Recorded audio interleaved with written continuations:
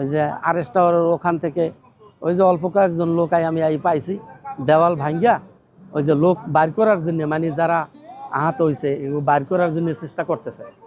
তাই এর ভিতরে আমার ওই যে ফায়ার সার্ভিস আসলো, আসার পর ওই যে জেনারেটর মেশিনটা চালু দিতেই গেছে প্রায় আধা ঘন্টা।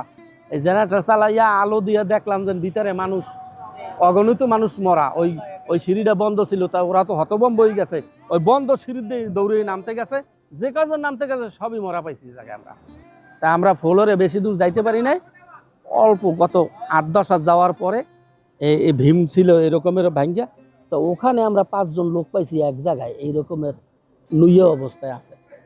তাই আমরা ওরা বলতেছে যে ভাই খুব কানতেছে আর বলতেছে আমার কাছে মোবাইল আছে, নেন ভাই, তারপর আমাকে বাইর করেন। তখন তো চোখের পানি ধরে দেখতে পারি না, মানে অনেক কানছি আমরা ওখানে বসে পুরো 5-7 জন লোকগুলারে কলেমা পড়াইলাম।